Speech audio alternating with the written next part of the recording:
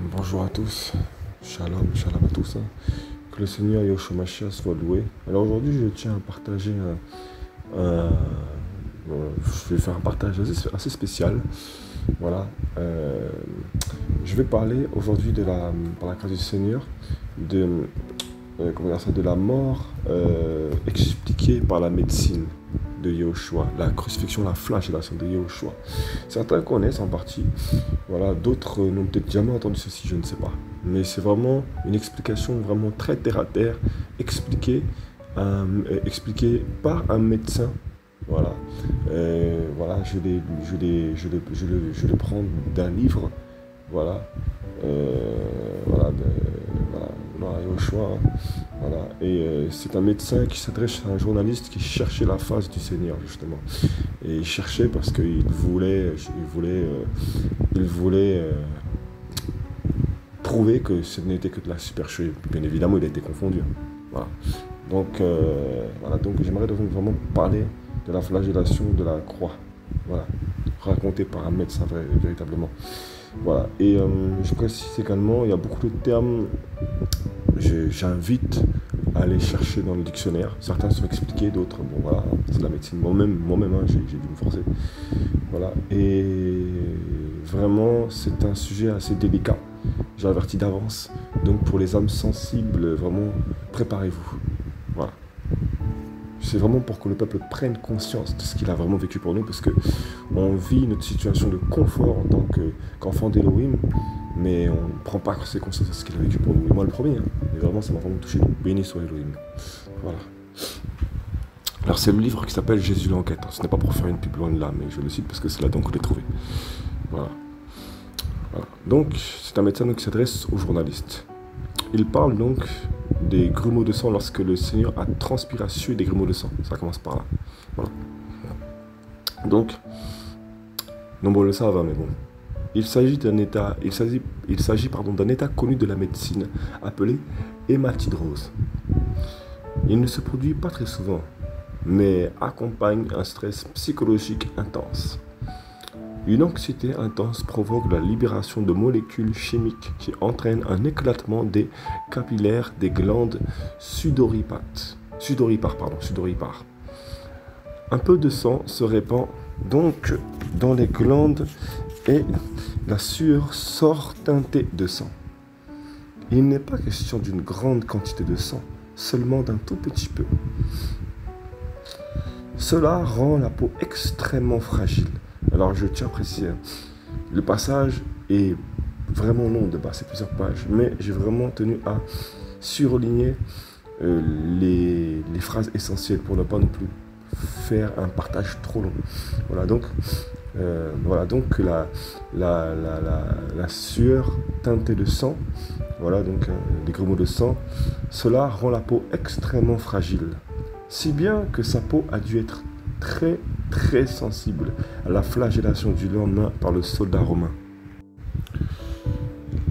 Donc le médecin explique, hein, les flagellations des Romains étaient connues pour leur extrême brutalité. Elles comptaient généralement 39 coups de fouet, mais il y en avait souvent beaucoup plus, suivant l'humeur du soldat chargé de frapper. Le soldat utilisait un fouet de lanière de cuir tressé, garni de billes de métal. En frappant, la chair de ces billes provoquait de profondes meurtrissures ou contusions, qui se fendaient sous les coups suivants. Ce fouet comportait également des inclusions de petites esquilles d'os, qui occasionnaient de graves coupures. Le dos, profondément entaillé, se déchirait au point de laisser apparaître la colonne vertébrale. La flagellation s'étendait des épaules jusqu'en bas du dos, sur les fesses et l'arrière des jambes. C'était une horreur. Un médecin qui a étudié la flagellation romaine a dit que l'accumulation de coups de fouet provoquait des lacérations jusque dans les muscles striés, arrachant des lanières de chair saignantes et tremblotantes. Un historien du IIIe siècle, Eusèbe, a donné cette description d'une flagellation. Les veines de la victime étaient mises à nu, et même les muscles les tendons et les viscères devenaient visibles. Beaucoup de gens, on le sait, mouraient sous ces coups avant même d'être crucifiés. Au minimum, la victime endurait une terrible douleur et entrait en état de choc hypovolémique. Donc, bien évidemment, le journaliste qui va demander au médecin, il ne connaît pas ce terme, donc il lui demande, c'est quoi, expliquez-moi le terme hypovolémique. Donc, hypo signifie bas, B-A-S. Vol, volume. Voilà, donc hypo, vol, et hémique, sang. Le choc hypovolémique veut dire qu'une personne souffre des effets d'une perte de sang importante. Ces effets sont au nombre de 4. D'abord, le rythme cardiaque s'accélère pour s'efforcer de pomper un sang qui n'est plus là. Ensuite, la pression sanguine, en s'effondrant, provoque un évanouissement ou collapsus. Puis les reins cessent de produire de l'urine pour maintenir le volume de liquide restant. Et enfin, la personne ressent une soif intense car le corps réclame de quoi remplacer le volume de sang perdu. Donc le corps doit chercher en fait pour pouvoir fonctionner, quoi, pour que la personne puisse marcher, quoi, voilà, fonctionner. Voilà. Donc Jésus se trouvait en état de choc hypovolémique pendant sa montée titubante vers le lieu d'exécution du calvaire, en transportant la barre horizontale de sa croix. Il a fini par s'effondrer et le soldat romain a réquisitionné Simon pour porter la croix à sa place. Vu les effets terribles de cette flagellation, il est indiscutable que Jésus se trouvait déjà dans un état critique grave avant même qu'on enfonce les clous de ses mains et ses pieds. Donc là, comme je l'ai partagé tout à l'heure, je passe beaucoup de passages. Voilà, je prends vraiment les plus importants. Donc il parle ensuite des clous sur la croix. Les Romains se servaient de pointes effilées longues de 13 à 18 cm qu'on enfonçait à travers les poignets. Donc un point placé environ à 3 cm sous la paume de sa main gauche. À travers les poignets, c'était un emplacement solide pour bloquer la main. Avec des clous à travers les paumes, son poids aurait déchiré la peau et il serait tombé de la croix. Les clous transperçaient donc les poignets, mais dans le langage de l'époque, on les considérait comme faisant partie de la main. Et il faut bien comprendre que le clou enfoncé, écrasait au passage le nerf médian, le nerf principal qui dessert la main. Donc le journaliste, en gros, lui demande quel genre de douleur cela pouvait provoquer. Connaissez-vous cette douleur qu'on ressent quand on se cogne le coude sur le petit juif? C'est aussi un nerf qui s'appelle le nerf cubital. On se fait très mal quand on le cogne par accident. Eh bien, imaginez-vous qu'on prenne des pinces pour serrer ce nerf jusqu'à l'écraser, dit-il, en accompagnant le mot serré d'un geste suggestif. L'effet serait comparable à ce que Jésus a traversé. La douleur était absolument insupportable. En réalité, les mots sont incapables de la décrire. Ils ont été obligés d'inventer un mot nouveau, crucifiant. Mot à mot, cela veut dire fixé à la croix. Il a fallu inventer un mot parce qu'il n'existait pas de mot de vocabulaire pour décrire l'intensité d'angoisse causée par la mise en croix. On a alors hissé Jésus pour fixer la barre transversale au montant vertical de la croix. Et après, on a enfoncé les clous dans ses pieds. De nouveau, on a écrasé les nerfs de ses pieds, avec le même genre de douleur. Ses bras ont immédiatement subi un allongement, probablement d'environ 15 cm, avec une dislocation des 2 épaules. C'est la réalisation de la prophétie de l'Ancien Testament du psaume 22, qui prédisait la crucifixion des siècles à l'avance par ces mots « Tous mes os se disloquent ». Une fois suspendu à la verticale, la crucifixion est essentiellement une mort par asphyxie d'une lenteur insupportable. La raison en est que les tensions sur les muscles et le diaphragme maintiennent la poitrine en position d'inhalation. Pour pouvoir expirer, l'individu était obligé de pousser sur ses pieds pour soulager la tension de ses muscles un instant. Ce faisant, le clou déchirait le pied jusqu'à ce qu'il se bloque contre les os du tarse. C'est au niveau des pieds. Après s'être débrouillé pour vider ses poumons, il pouvait alors se laisser aller et prendre une nouvelle inspiration. De nouveau, il fallait qu'il se soulève pour expirer, en frottant son dos en sang contre le bois mal dégrossi de la croix. Vous voyez, en fait, il n'avait plus de souffle, en fait. Et le corps devait chercher du sang pour circuler. Voilà, pour qu'il puisse respirer, pour recevoir de l'oxygène. Et voilà. Et en plus, du coup, il devait bouger, gérer avec ses pieds. Et du coup, ça devait déchirer ses pieds. Excusez-moi, mais voilà. Et ça devait en même temps gratter son dos déjà déchiré par la flagellation. Voilà. Et aussi, un détail très important, il n'avait pas dormi de la nuit. C'est un truc qu'il faut vraiment retenir. C'est vraiment important, ça. Voilà. Donc, le tout se répétait inlassablement jusqu'à ce que la personne soit complètement épuisée et qu'elle n'arrive plus à se soulever pour respirer. Voilà, donc pour chercher le souffle, il fallait vraiment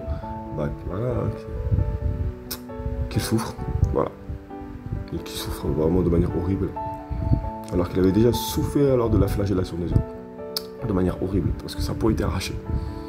Voilà. On voyait ses veines, on voyait les tendons, on voyait... Voilà.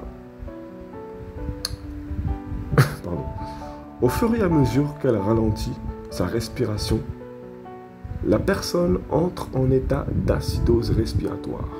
C'est-à-dire que le dioxyde de carbone présent dans le sang se dissout en acide carbonique en augmentant l'acidité du sang. Ceci finit par conduire à une arythmie cardiaque. En fait, avec son cœur qui battait n'importe comment, Jésus se savait sur le point de mourir et c'est à ce moment-là qu'il est arrivé à prononcer « Seigneur, je remets mon esprit entre tes mains ». Puis, il est mort d'un arrêt cardiaque. Alors évidemment, je ne pense pas qu'il ait dit ça comme ça. « Seigneur, je remets mon esprit entre tes mains ». Je pense qu'il était tellement à bout. Bref. Avant même de mourir, cela aussi est important. Le choc hypovolémique provoquait une accélération durable des battements de cœur, favorisant la crise cardiaque, avec pour résultat une accumulation de liquide dans la membrane péricardiaque, appelé épanchement péricardiaque, et autour des poumons, l'épanchement pleural. Voilà. Globalement, c'était vraiment le passage important que je tenais à partager. Voilà. Parce que, en fait, excusez-moi, béni soit Elohim, comment dire, il n'y a pas que l'évangile de prospérité, etc. Non. Et nombreux craignent le Seigneur. Il n'y a pas de souci là-dessus. Nombreux craignent le Seigneur. Ils veulent chercher sa face. Nombreux jeunes, enfin voilà. Il n'y a pas de souci là-dessus. Béni soit Elohim. Seulement, beaucoup vivent beaucoup trop de leur confort. En fait, on ne s'intéresse pas assez à comment Yehoshua a souffert. En fait, ça ne nous intéresse pas. C'est une génération à qui ça n'intéresse pas. Voilà. Et c'est pour ça que je tenais vraiment à le partager. Parce que beaucoup souffrent pour l'évangile. Ça, oui, dès qu'on reçoit Yehoshua dans nos vies, il n'y a pas de souci. Et c'est vrai que nombreux parmi nous, on ne serait pas capable de vivre beaucoup de choses. Le Seigneur sait très bien ces choses. Et c'est pas un message pour condamner du tout. Mais c'est pour dire que souvent on se plaint. Et moi le premier, mais souvent on se plaint. Et excusez-moi, mais quand le Seigneur dit dans sa parole, il faut que je prenne le passage. Il faut que je prenne ce passage. Et Isaïe 53, Yeshaya 53. Voilà. Qui a cru à notre prédication ? Et à qui le bras de Yahweh a-t-il été révélé ? Toutefois, il s'est élevé devant lui comme une jeune plante, comme un rejeton qui sort d'une terre desséchée. Il n'y avait en lui ni beauté, ni splendeur, quand nous le regardions, ni apparence qui nous le fasse désirer. Il était le méprisé et le rejeté des hommes, parce qu'il n'avait pas la pensée du monde, tout simplement. Homme de douleur et sachant ce qu'est la maladie, parce que chaque fois qu'il devait voir quelqu'un au mal au point, il devait prier, il devait avoir mal. Oui, c'était Elohim en personne. Et nous avons comme caché nos visages devant lui, tant il était méprisé. Regardez, et nous avons comme caché nos visages devant lui, tant il est méprisé. Et nous ne l'avons pas estimé. Et c'est exactement ce qui se passe actuellement. C'est pour ça que je tenais vraiment à le partager. Je ne savais même pas si j'allais partager un passage à la suite, je ne savais pas. Mais ce qui me vient, c'est vraiment ça. Parce que c'est ce que nous faisons. Nous avons comme caché nos visages. Pourquoi? Parce qu'en fait, on sait très bien que ça a été tellement terrible qu'on n'ose pas la regarder. Alors, excusez-moi, les premiers disciples, ils avaient vu ces choses. C'est pour ça qu'ils étaient aussi zélés. Aujourd'hui, il faut qu'on vive des choses pour comprendre malheureusement. Enfin, heureusement même d'ailleurs. C'est ça en fait qui nous fait souvent prendre conscience. Bien évidemment, puisque nous sommes des hommes, nous sommes égoïstes, nous sommes ingrats, en général en tant qu'humains. Voilà, tous, comme on est. Nous avons comme caché nos visages. C'est-à-dire que, devant lui, tant il était méprisé. Voilà, ça veut dire que on n'ose même pas dévoiler notre face devant lui. Voilà, on n'ose même pas voir tout ce qu'il a vécu. Parce que rien que ce qu'on vit déjà, c'est difficile pour nous. Et on sait que c'est terrible ce qu'il a vécu. Voilà. Et nous ne l'avons pas estimé. Effectivement, on se fait du bien dans notre confort. Voilà. Je ne vais pas témoigner ce que j'ai vécu ces derniers temps. Du temps très difficile duquel le Seigneur m'a béni. Mais vraiment, nous les chrétiens actuels, nous sommes comme ça. Heureusement qu'il y a tous les chrétiens ne sont pas pareils. Attention, c'est pas une généralité du tout. C'est pas tout le monde qui est pareil. Certains ont vraiment ce cœur-là. Le Seigneur m'a fait grâce de voir ça. Mais beaucoup d'âmes, je vous dis, ne sont pas conscients que au lieu de s'entraider les uns et les autres, et ben chacun fait sa vie. On est chrétiens, on a tous nos combats et chacun fait sa vie. Alors excusez-moi, mais du temps de Yahushua, ils étaient hébreux. Les premiers juifs étaient des hébreux. Et voilà, excusez-moi, mais les hébreux sont très... Dans leur culture, les juifs sont très familles. Et ils s'entraident tout le temps. Et heureusement, il y a quand même des églises où ils s'entraident. Mais voilà, enfin bref. C'est pas le sujet. Donc, verset 4. En vérité, il a porté nos maladies. Et il s'est chargé de nos douleurs. Vous voyez un peu. C'est vrai. Voilà. D'après le partage que le Seigneur m'a permis de faire là. Voilà. Il a porté nos douleurs. Il s'est chargé de nos douleurs. Il a porté nos maladies. Et il s'est chargé de nos douleurs.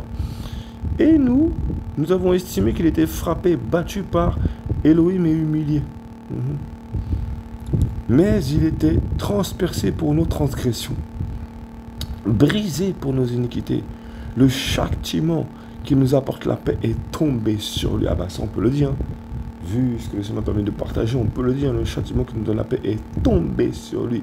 La malédiction qui nous était destinée est tombée sur lui. Vous voyez un peu quel amour, avant de le mettre sur terre, il a déjà versé son sang pour nous.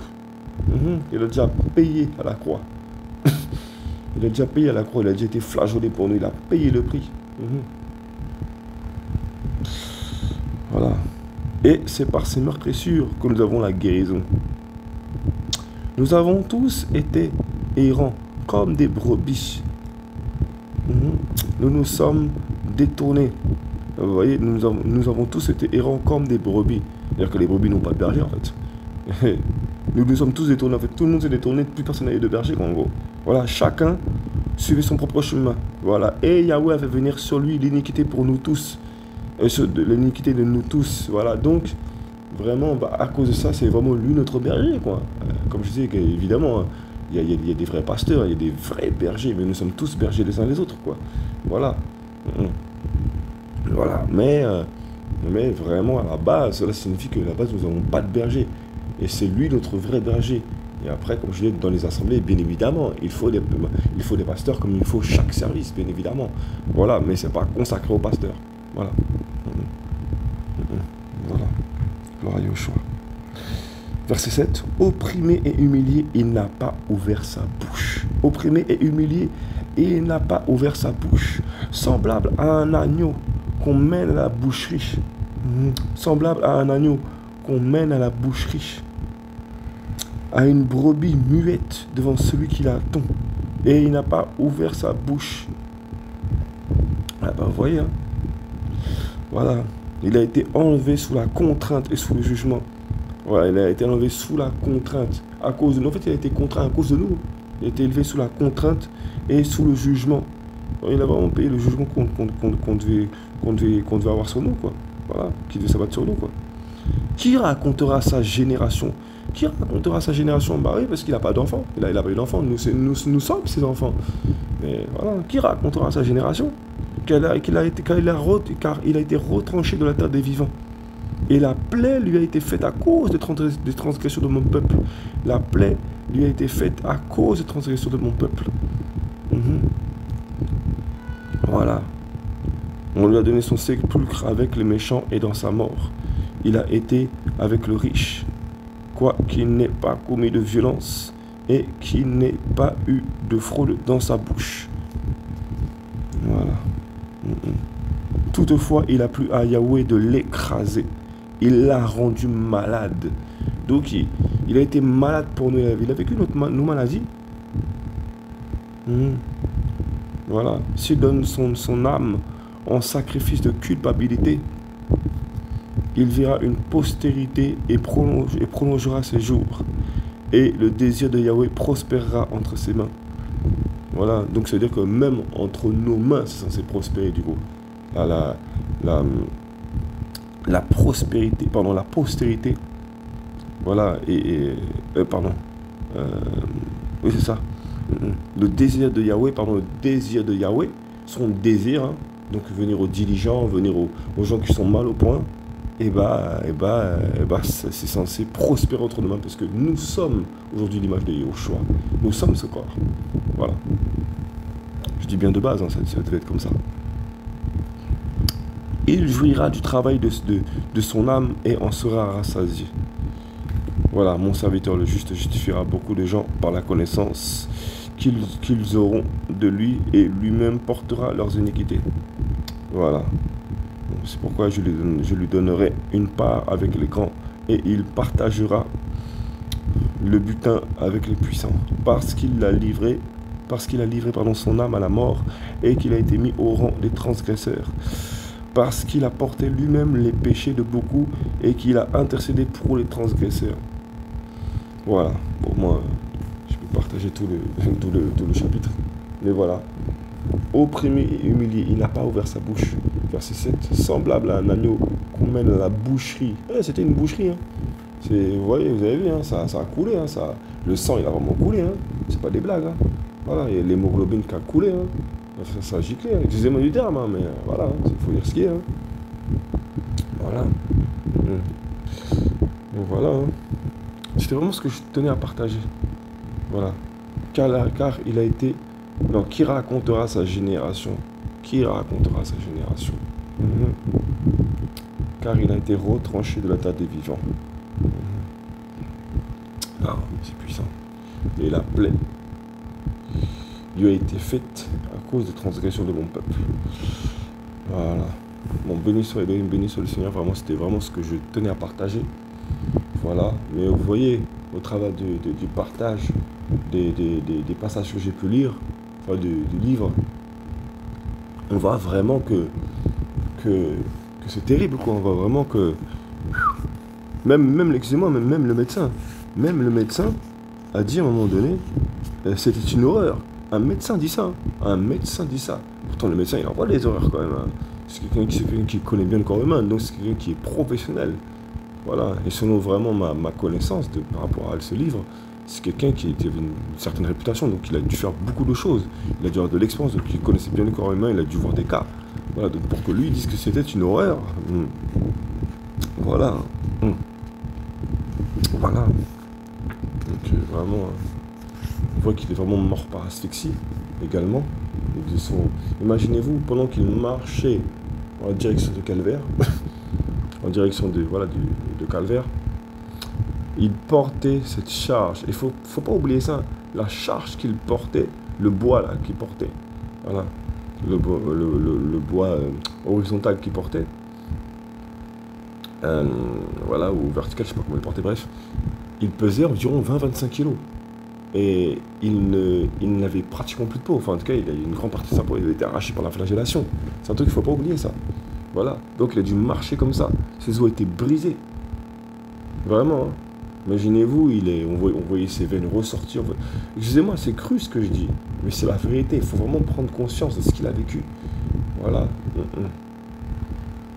Voilà. Parce que nous, les serviteurs actuels, les enfants du Seigneur actuels, nous sommes tellement dans notre confort, la vie des autres, ça ne nous intéresse pas. Franchement, je vous dis, hein, chacun est dans son confort, chacun fait sa vie. Aujourd'hui, pour beaucoup, hein, c'est pas tout le monde, hein, mais c'est beaucoup. Voilà, bref. Et voilà, la charge du poids qu'il a porté pesait environ 20-25 kilos. Et il n'avait pas dormi la nuit. Sa peau devait le brûler. Enfin, je veux dire, la chair, quoi. Parce que ça touchait la chair, ça devait le brûler. Avec les os brisés en plus, il a dû marcher comme ça. Voilà. Et son corps devait chercher de l'oxygène. Pendant qu'il marchait, il était déjà sous asphyxie limite. Et donc son corps devait chercher voilà, à l'intérieur, les organes devaient chercher le sang pour circuler. Et pour que les poumons puissent donner de l'air, du souffle. Voilà. Donc imaginez-vous. Et il devait chercher déjà le souffle, il devait être essoufflé. Mais imaginez-vous l'épuisement dans lequel il a dû vivre. On n'en prend pas assez conscience, il faut vraiment en parler de ces choses. On n'en parle pas assez. Et je pense que c'est aussi une des raisons pour laquelle les enfants du Seigneur, malheureusement, ne prennent pas conscience. Voilà. On n'en parle pas assez, c'est vraiment important. C'est cru, vraiment, c'est vrai, c'est un véritable film d'horreur. Hein. Mais c'est une horreur ce qu'il a vécu. Voilà. Et je pense que si le Seigneur également, si je me trompe, pardonnez-moi, parce que peut-être que certains connaissent mieux l'histoire que moi. Voilà, je ne suis pas un historien non plus. Mais je pense que si le Seigneur a permis qu'il vive ces choses à cette époque-là, c'est parce que cette époque-là devait être vraiment crue. C'était l'extrême brutalité des Romains. Voilà, et puis je pense sincèrement que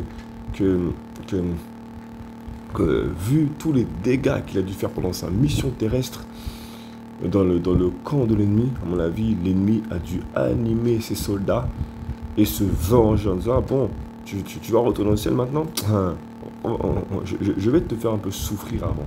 Je vais me venger de tout ce que tu as fait comme dégâts dans mon armée. Ah ouais. Donc je pense que l'ennemi a dû bien se soulager entre guillemets. Hein, Quand je dis se soulager, c'est façon de parler. Hein. Voilà. Mais bref, il a dû bien se venger. Voilà, il a dû bien se venger. Mais bon, Yahushua a été plus que vainqueur. Voilà. Donc béni soit Elohim, béni soit sa grâce. Là, que son nom soit béni vraiment. Hein. Loué, Yahushua Mashiach. C'était vraiment un message que je tenais à rapporter. C'était vraiment un message très important pour moi. J'avais vraiment à cœur ce message. Voilà. Alléluia. Vraiment, demeurez bénis. J'espère que ça secoue. J'espère que ça va secouer certains. C'est vraiment, en fait, c'est l'objectif, c'est le but vraiment de cet audio. C'est que ça secoue, que ça chamboule. Que les gens, que vous soyez chamboulés. Même si vous êtes à pleurer, bah, gloire à Yahushua. Parce qu'il faut prendre conscience. Voilà. C'est pas petit ce qu'il a vécu. Hein. Non. Il a souffert. Voilà. Alléluia. Voilà. Et encore, imaginez-vous, il n'arrivait pas à respirer, il devait jongler au niveau des pieds. Imaginez-vous. Pour prendre du souffle, de la respiration, il s'est déchiré ses pieds sur la croix. Non, vraiment, j'appuie dessus. Veuillez m'excuser, mais vraiment, j'appuie dessus. Parce qu'imaginez-vous, les pieds, ça devait être très sensible. Voilà. Et il devait jouer dessus. Et en fait, il y a aussi une chose qui est importante que j'ai oublié de préciser. Là, la veine où était clouée au niveau de la paume de la main, du poignet, pardon, le clou, quoi. C'était sur une veine très sensible, mais très sensible, je crois même la plus sensible, je crois, au niveau des bras qui traversent ses épaules. Donc, il devait avoir extrêmement mal. Vraiment, quoi. Et comme je dis, il n'avait pas dormi la nuit. Voilà. Enfin, c'est l'histoire qui le dit, quoi. Comme la parole. Voilà. Et voilà, donc il devait vraiment jongler avec la douleur des épaules, la douleur des pieds, imaginez-vous.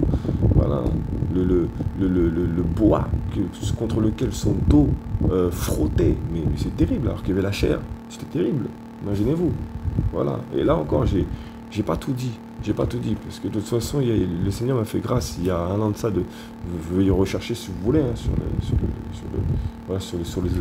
parmi les autres vidéos. Le Seigneur m'avait permis de parler de la flagellation déjà. Voilà. Si vous êtes conduit, que le Seigneur soit loué. Hein. Voilà, mais le Seigneur m'a fait parler de manière plus en détail, de manière différente. Voilà.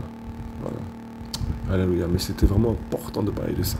Toute la gloire vient à Yahushua Mashiach, vraiment toute la gloire lui revient. Béni soit Elohim, béni soit son nom. Voilà, alléluia. Voilà. Demeurez béni au nom de Yahushua Mashiach. Et vraiment, restez dans la paix du Mashiach, restez dans la paix du Seigneur. Vraiment, que la paix vraiment soit sur vous. Hein. Alléluia. Shalom à tous, shalom à tous. Et vraiment, voilà. Le Seigneur Yahushua Mashiach est vraiment la porte, c'est vraiment la 6e trompette, vraiment l'enlèvement de l'Église est vraiment imminent. Et vraiment, voilà. Alléluia. Béni soit Elohim.